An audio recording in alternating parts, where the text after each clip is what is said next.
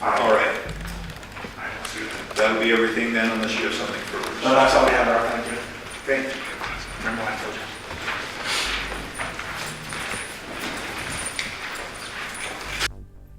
What's up, Mob Crew? I'm Chris, and it's been 1 year since Dylan Rounds went missing. We finally get to see the pathetic excuse James Brenner, who was in court recently. He is the one responsible for taking Dylan Rounds' life. We'll cover his hearing and how we got to this moment in today's video. Also, today's missing person case is Amir Ellis, 20 years old, missing out of Hot Springs, Arkansas. He will be featured at the end of my video, so please stay until the end for that. Thank you so much.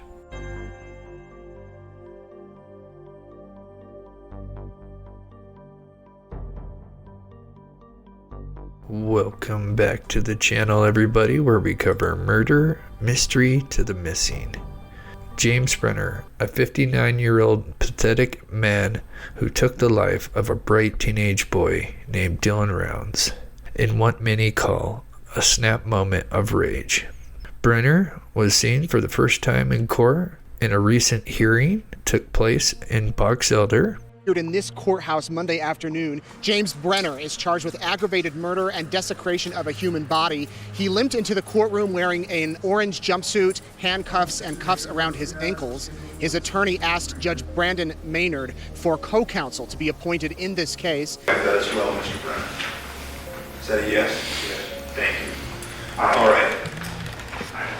That'll be everything then, unless you have something further. No, that's all we have, Rob. Thank you. Thank you. Remember what I told you.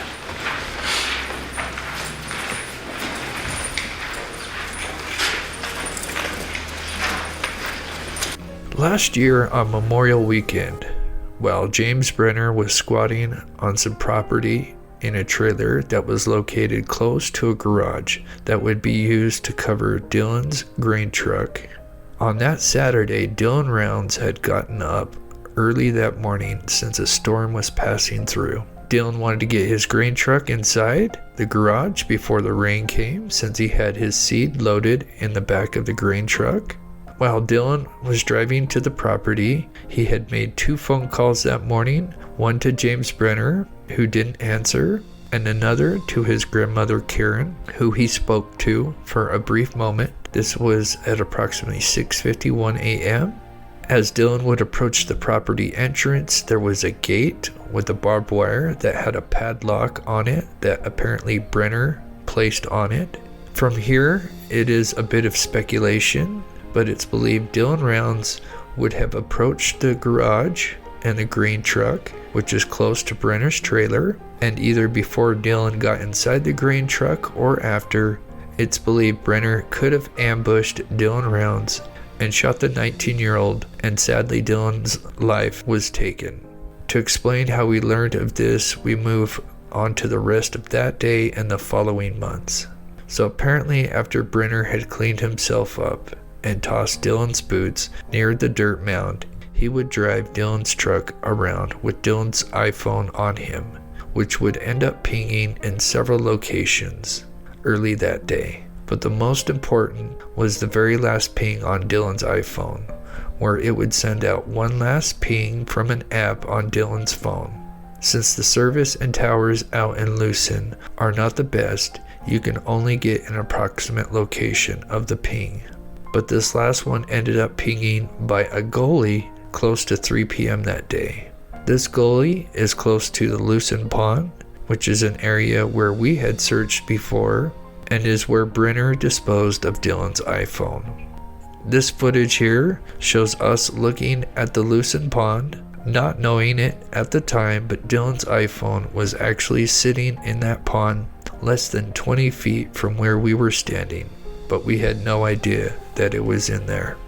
They would eventually search the pond a few weeks later and discover Dylan's iPhone, and it's a miracle that they would, as they would eventually be able to retrieve the data off it, and more importantly, a time-lapse video that Brenner had accidentally recorded of himself, which had a timestamp on it. It's believed that after James Brenner took Dylan's life, he went to his trailer and had Dylan's iPhone on him and while pulling the iPhone out, he must have turned on and activated the camera.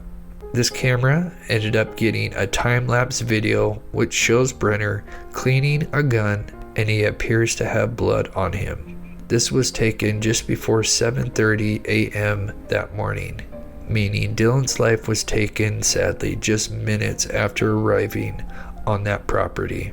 Although James Brenner is supposedly wasting away in jail trying to make people feel sorry for him, he still has not talked about what he did with Dylan Round's body, which has cost Dylan Round's parents to spend massive amounts of money, resources, and time looking for poor Dylan Round's body, who is most likely buried somewhere in the vast desert of Lucin, Utah. James Brenner is facing a slew of charges, from possession of firearms and ammo to the aggravated homicide and desecration of a human body. James Brenner is set for another preliminary hearing at the end of July next month. His parents continue to search for poor Dylan, and prayers that they will eventually find him and bring him home. Please leave a comment down below. As soon as there's more updates, I will let you guys know. Please leave a comment down below. Please smash that like button and subscribe if you're new to the channel. Today's missing person is Amir Ellis, 20 years old, who went missing in Hot Springs, Arkansas. He went missing under suspicious circumstances, and if you have any information, please call the number on your screen. And thank you so much.